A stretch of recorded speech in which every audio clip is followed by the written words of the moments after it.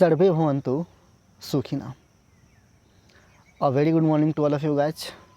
Today we are going to discuss the French and Dane and so many challenges before the Mughals when the Europeans came to India. French East India Company was formed in 1664, establishing their first factory at Surat by Francis Caron. तो 1664 में जब company बनती है French east India company India आती है और first factory अपना बनाती है सूरत में. Francis Martin founded Pondicherry in 1673 and became first governor of Pondicherry. Henceforth, Pondicherry became headquarters of French possessions in India. 1673 में पौंडीचेरी की स्थापना होती है फ्रांसिस मार्टिन के द्वारा और वो पौंडीचेरी का फर्स्ट गवर्नर बनता है और इस प्रकार से पौंडीचेरी जो है हेडक्वार्टर हो जाता है फ्रांसिस कंपनी का. In beginning of 18th century, English, French were competing for their supremacy in India, mainly in Karnataka, that is Karnataka and Bengal region. तो 18वीं सदी के शुरुआत में ही ये लोग अपने आप को स्थापित करने के लिए यहाँ फाइट करने लगते हैं और इसका नतीजा ये होता है कि इन दोनों के बीच क्या होती है, द्वंद्वता होती है, लड़ाई शुरू हो जाती है. After 3 Carnatic wars, finally French were crushed and limited to Pondicherry. जब ये 3 कर्नाटिक वार होते हैं उसके बाद फ्रेंच जो होते हैं अपने आप को सीमित कर लेते हैं सिर्फ पौंडीचेरी वाले इलाका में. Now here the first Carnatic war was 1740 to 1748. 1740 से 1748 तक फर्स्ट कर्नाटिक वार होता है and it was for extension of rivalry, ended in 1748 by Treaty of Aix-la-Chapelle. जो यूरोपियन कंट्री में एक संधि होती है अंग्रेज़ों और फ्रेंच लोगों के बीच, वो था एक्सिस लॉ चैपले. 1748 में ये संधि होती है, उसके बाद स्वतः ही ये युद्ध कर्नाटिक वार समाप्त हो जाता है. The second war 1749 to 54 an inclusive undermined the French and English power in South India.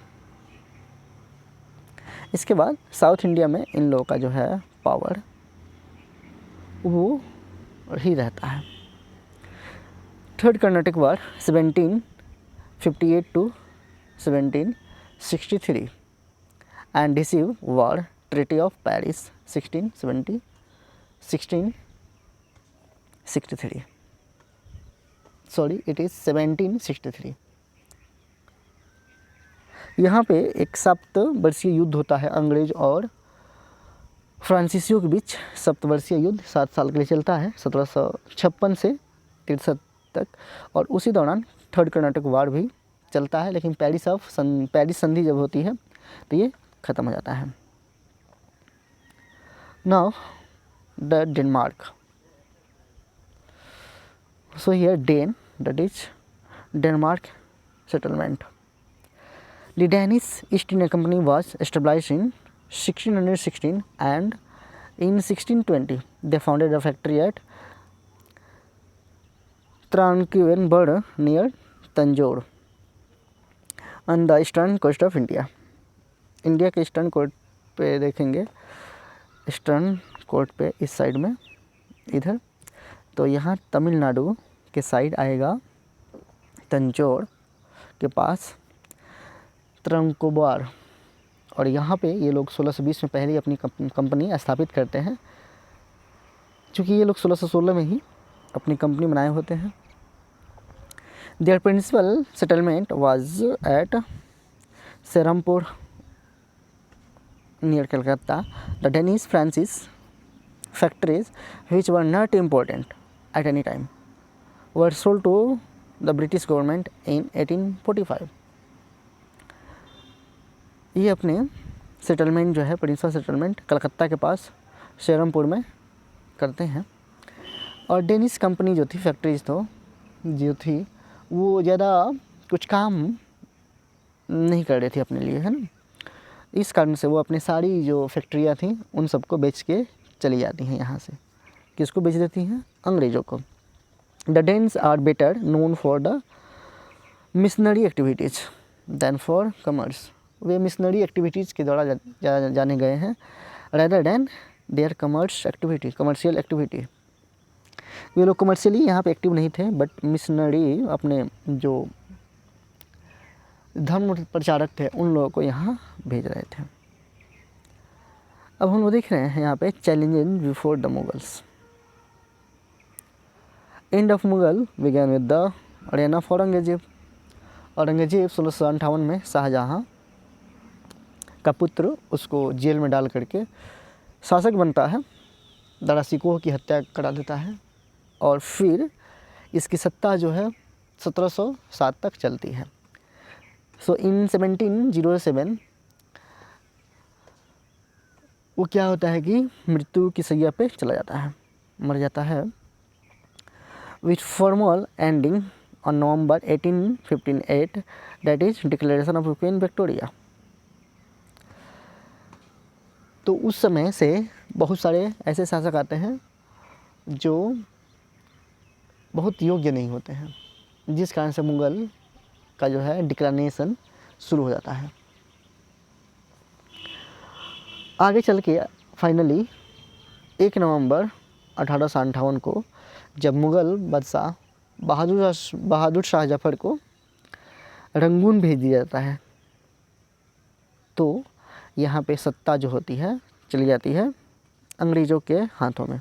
अब कंपनी का शासन यहाँ हट करके वहाँ के शासक किंग के पास चला जाता है। Here Aurangzeb's misguided policies weakened the stability of the state and the decline gained momentum after his death due to the wars of succession and weak rulers। Aurangzeb ही वो व्यक्ति था जिसने शुरुआत किया मिसगाइडिंग का। ये जैसे ही मिसगाइडिंग करने लगता है तो इसका जो शासन है वो बिखरने लगता है, इसकी सत्ता कमज़ोर होने लगती है। Mohammad Shah ruled for 29 years and he was from 1719 to 1748। Mohammad Shah 1719 से 48 तक आते हैं, but could not receive the imperial fortunes. ये रहते तो हैं इतने साल थ्रोन पे, लेकिन सत्ता में रहते हैं, फिर भी ये कुछ ज़्यादा भलाई के लिए, अपनी जनता की भलाई के लिए, अपने लिए भलाई का कार्य नहीं कर पाते हैं। अब यहाँ पे न्यू स्टेट्स बन कर के आते हैं सामने, जैसे कि new states of Hyderabad, Bengal, Awadh and Punjab slide and the Maratha begin to make their bid to inherit the imperial mantle. ये जितने भी जो बन के आए होते हैं हैदराबाद, बंगाल, अवध और पंजाब, ये अपने हाथों में अपना सब कुछ ले लेते हैं और अपनी सत्ता अपने हाथों से चलाना चाहते हैं। और उनके साथ ही एक उभर करके आता है मराठा। अब यहाँ देख रहे हैं हम लोग कुछ मुग़ल शासकों के बारे में। जैसे पहला बहादुर शाह। बहादुर शाह को शाह बेखबर भी कहा गया है, यह शाह बेखबर। ये 1709 से मार्च 1712 तक सत्ता पे रहते हैं and he was the eldest son of Aurangzeb and emperor at 63। ये औरंगजेब के एल्डेस्ट सन होते हैं, चूँकि ये 63 साल की अवस्था में शासक बनते हैं। अब 63 साल की अवस्था में यहाँ लोगों के परलोक सिधारने के दिन आ जाते हैं, लोग रिटायरमेंट ले लेते हैं और उस समय ये शासक बनते हैं। तो कुछ खास नहीं कर पाते हैं। Pacifist policy towards the Marathas release Shahu जज एंड राजपूत। ये इनकी जो पॉलिसीज़ थी मराठाज के खिलाफ वो बहुत ही पैसिफिक थी। इन्होंने क्या किया कि शाहू जो था मराठा का राजकुमार उसको रिलीज़ कर दिया। जट्स जो थे और राजपूत थे उनके साथ भी ये बहुत ही नॉर्मली पेश आए। Attack of Sikh leader Shah Bahadur. अब सिख का जो लीडर होता है शाह बहादुर वो यहाँ पे अटैक कर देता है बहादुर शाह के समय में। Then it is Jahandar Shah. Jahandar Shah फरवरी 1712 से फरवरी 1713 तक लगभग 1 साल तक रहते हैं सत्ता पे और इन्होंने इजारा व्यवस्था शुरू की थी। फिर से इन्होंने जजिया जो कर होता है उसको एबॉलिश किया था, ख़त्म किया था। देन फर्रुखसियार जो है 1713 से 1719 तक 6 साल तक के लिए सत्ता पे रहता है और ये कैसे सत्ता में आया रहता है तो उसकी चर्चा करेंगे हम लोग। इसने किल्ड कर दिया Jahandar Shah with the help of Sayyid brothers the king makers as Abdullah Khan and Hussain Ali. Farrukhsiyar जो है जहांदार शाह की हत्या कर देता है सैयद ब्रदर्स की सहायता से। जो सैयद ब्रदर्स होते हैं ये किंग मेकर के नाम से जाने जाते हैं। इन दोनों भाइयों में जो है अब्दुल्ला खां और हुसैन अली हुआ करते हैं। Religious tolerance and abolish jizya and pilgrimage as tax. ये रिलीजियस टॉलरेंस की बात करें इसमें तो इसने क्या किया कि जिजिया जो टैक्सेशन थे उसको एबॉलिश किया और उसी साथ पिलग्रिमेज एज टैक्स जो थे उसको भी ख़त्म कर दिया। यानी जो धर्म पे टैक्स लग रहा था उसको ख़त्म करा दिया इसने। First emperor to be killed by nobles. और ये पहला राजा हुआ, एम्पायर हुआ जिसको नोबेल के द्वारा मार दिया गया। इसकी हत्या नोबेल्स के द्वारा हो जाती है। Issues 3 farmans in 1717 to English and that is Magna Carta of the company.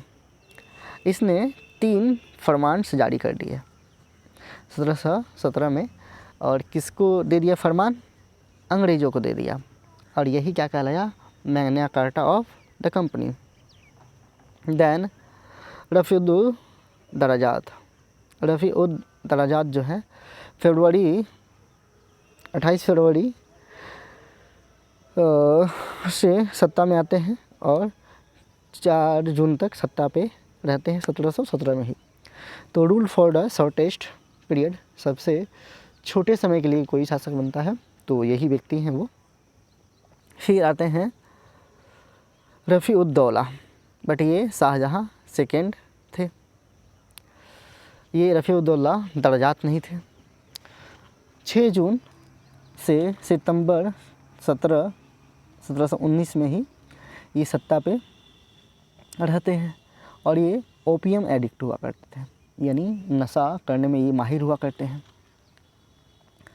फिर आते हैं मोहम्मद शाह रंगीला। मोहम्मद शाह नाम था और इनके व्यक्तित्व के कारण इनका व्यक्तित्व बहुत ही ओछेपन का था, जिसके कारण इनको रंगीला का नाम दे दिया गया। ये 1719 से 1748 तक सत्ता पे रहते हैं। Killed Syed brothers with the help of Nizamul मुल्क। ये निजामुल मुल्क की सहायता से सैयद ब्रदर्स की हत्या करवा देते हैं। ये वही सैयद ब्रदर्स हैं जो जहांदार शाह की हत्या करवाए रहते हैं फर्रुखसियार के साथ मिल करके। 1724 independent state of Hyderabad by Nizamul मुल्क।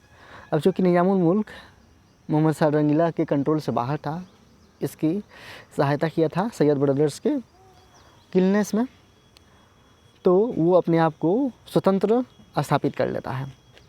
1724 में वो हैदराबाद का स्वतंत्र शासक बन जाता है। देन 1737 इन्वेशन ऑफ बाजीराव इन दिल्ली। यहाँ जो बाजीराव फर्स्ट थे वो इन्वेड करते हैं आकर के। अब ये वही बाजीराव हैं, बाजीराव मस्तानी वाले। 1739 में होता है battle of Karnal. Nadir Shah defeated Mughals. और यहाँ बैटल ऑफ करनाल में नादिर शाह जो आता है वो इस करनाल के युद्ध में मुगल्स को हरा देता है। मंगोल के शासक बहुत ही खतरनाक हुआ करते थे, उसमें से ये भी था नादिर शाह। देन अहमद शाह 1748 से 1754 तक रहते हैं। Incompetent left throne at the hands of the Uday Bhai, that is queen mother या कोयबा ए आलम। अब यहाँ पे क्या होता है कि ये बहुत ही तुच्छ है, बहुत ही पहुँचे हुए फ़कीर बोलेंगे हम लोग, बहुत ही पहुँचे हुए फ़कीर नहीं थे ये। सेकेंड बोलेंगे, आगे बोलेंगे आलमगीर सेकेंड। तो आलमगीर सेकेंड जो होते हैं 1754 से 1758 तक सत्ता में रहते हैं और इन्हीं के समय बैटल ऑफ प्लासी होता है। सो यहाँ पे आलमगीर द्वितीय का नाम याद रख सकते हैं क्योंकि टेन्योर पूछा जा सकता है एग्जाम में। Who was the Mughal emperor when the battle of Plassey has been fought in 1757। तो कौन वो मुगल शासक था जब 1757 में बैटल ऑफ प्लासी लड़ा गया था? यह आंसर हो जाएगा आपका Alamgir second. Then Shahjahan second 1738 से 1759 तक ये सत्ता पे रहते हैं। अब यहाँ देखिएगा आलमगीर 1754-58 या ये 1738 से 59, तो ये डेट्स लाइन जो है मैचअप या ओवरलैप कर रहे होंगे। तो अब ऐसा ओवरलैप करने के पीछे रीज़न क्या है? तो ये लोग स्वतंत्र रूप से कहीं कहीं शासन कर रहे थे। देन शाह आलम सेकेंड, ये लंबे समय तक के लिए सत्ता में रहते हैं। शाह आलम सेकेंड 1759 से 1806 तक ये सत्ता में रहते हैं और इन्हीं के समय में थर्ड बैटल ऑफ पानीपत होता है 1761 का। तो 1761 में बैटल ऑफ पानीपत थर्ड होता है और 1765 यहाँ लिखा है जो है ये गलत है, 1765 नहीं 1764 में बैटल ऑफ बक्सर हुआ था और ट्रीटी ऑफ इलाहाबाद 1765 में हुआ था। ओके 12 और 16 अगस्त को हुआ था। सो दो संधियाँ होती हैं इलाहाबाद की 12 और 16 अगस्त को, पहला 12 और सेकेंड 16 अगस्त को। तो बैटल ऑफ बक्सर और ट्रीटी ऑफ इलाहाबाद दोनों इन्हीं के शासनकाल में होता है। यीशु और यही शाह आलम द्वितीय ही होते हैं जो ट्रीटी ऑफ इलाहाबाद करते हैं अंग्रेज़ों के साथ। अंग्रेज़ों में कौन था? Robert Clive. Yes. Issues farmans to company granting them diwani of Bengal, Bihar and Orissa. इन्होंने इस समय क्या किया कि दीवानी दे दी अधिकार बंगाल, बिहार और उड़ीसा की कंपनी के हाथों में, यानी रॉबर्ट क्लाइव के हाथों में अब सत्ता चली गई। यहाँ की दीवानी राइट्स वहाँ चली गई। सत्ता तो थी इन्हीं के पास बट दीवानी राइट्स अब अंग्रेज़ों के पास थी। अकबर सेकेंड की बात करें 1806 से 1837 तक ये रहते हैं सत्ता में और gave the title of raja to Raja Ram Mohan Roy. जब 1829 में जाते हैं ब्रिस्टल इंग्लैंड जाते हैं तो वहाँ अकबर सेकेंड के लिए डिमांड करने जाते हैं कि इनकी पेंशन को बढ़ाया जाए। वहाँ भेजने के पहले अकबर द्वितीय राजा राम मोहन को राजा की उपाधि देकर के भेजते हैं। तो राम मोहन राय अब राजा राम मोहन राय कहलाने लगे। ये जाते हैं वहाँ पे 1829 में और 1833 में इनकी वहाँ पे मृत्यु हो जाती है। फिर ये वहीं पे दफनाए जाते हैं, वहीं पे इनका दाह संस्कार होता है। देन बहादुर शाह सेकेंड या बहादुर शाह जफर एंड ये जो होते हैं 6:30 का अलार्म बज गया मेरा।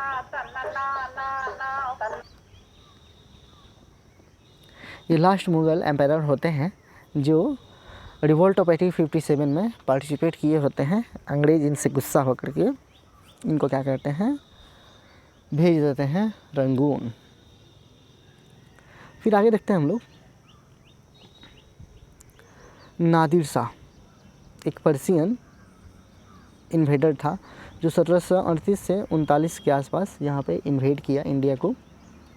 तो मंगोलिया, पर्सिया, ईरान, ये सभी जो कंट्री हैं हिंदकुश पर्वत के उस पार हैं और यहीं से ये सब लोग आते हैं।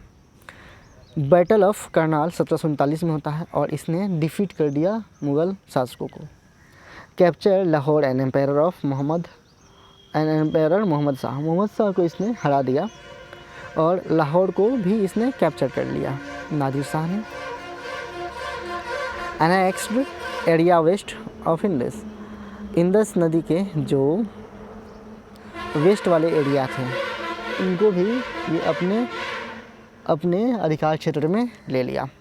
लूटेड पीकॉक थ्रोन, कोहिनूर, और इसने सबसे बड़ा बात क्या किया, पीकॉक थ्रोन जो था उसको लूट लिया, उसको चुरा लिया। कोहिनूर को भी अपने साथ ले गया। किससे ले गया? यस, बताइए आप लोग। 1747-47 में मोहम्मद शाह रंगीला हुआ करते थे। यहाँ देखेंगे आप लोग, मोहम्मद शाह रंगीला। 1948 तक इनका टेन्योर है। दैन अहमद शाह अब्दाली के बारे में देखते हैं हम लोग। यहाँ अहमद शाह अब्दाली, ये जब इन्वेड किया 1748 से 64 तक ये आता रहा, करता रहा, ऐसे ऐसे चीज़ें उसके साथ चलती रहीं। और ये सक्सेसर ऑफ था नादिर शाह, यानी नादिर शाह के जाने के बाद कौन आ गया? ये अहमद शाह अब्दाली आ गया। फिर आप लोग देखे होंगे चंगेज़ खान को फिल्मों में, तो चंगेज़ खान भी आएगा यहाँ पे। थर्ड बैटल ऑफ पानीपत 1761 में इसने क्या किया? मराठों को हरा दिया। मराठे लोग अब हार चुके थे। फिर no definite law of succession हुआ। Degeneration of the army हो गया। The too vast of the rule by the central authority, Aurangzeb Deccan and religious policy, invasion of Irani and Durrani kingdom. अब इतनी सारी बातें होती हैं जो अहमद शाह अब्दाली के साथ चीज़ें घटित हो रही होती हैं। औरंगजेब का ख़त्म होना, उसकी बातें, फिर से ईरानी और दुरानी किंगडम्स का ये इन्वेशंस होना। रीजन रिलेटेड की बात करें तो rise in power and influence of the zamindars, that is hereditary land owners. इस समय क्या होता है, ज़मींदार सामने आते हैं उभर करके। Issue of jagirdari, that is land assigned to the nobles, yielding low incomes. अब क्या होते थे इस समय, जागीरदारी दी जाती थी। आप तो अपने आसपास के एरिया में सुनते होंगे कि मेरे बाबा के पास इतना जागीर था, मेरे दादा के पास इतना था। तो जागीर क्या है? आप काम करते हो तो आपका मालिक जो है खुश होकर के या आपके काम के एवज में वेतन के जगह पे आपको बोलता है कि लो ये ज़मीन और यहाँ पे तुम बो खाओ, यानी यहाँ पे एग्रीकल्चर एक्टिविटी करो। वहाँ से जो टैक्सेस आते हैं, वहाँ से जो इनकम होता है वो तुम्हारा हुआ। Economic and administrative issues as a war expenses, reduced Khalisa land, luxuries lifestyle of rulers, lack of technology advancement। तो ये सारी चीज़ें भी थी यहाँ पे। And rise of regional aspirations and state. तो ये बातें हम लोग देखें आज के लिए इतना ही, स्टॉप करते हैं।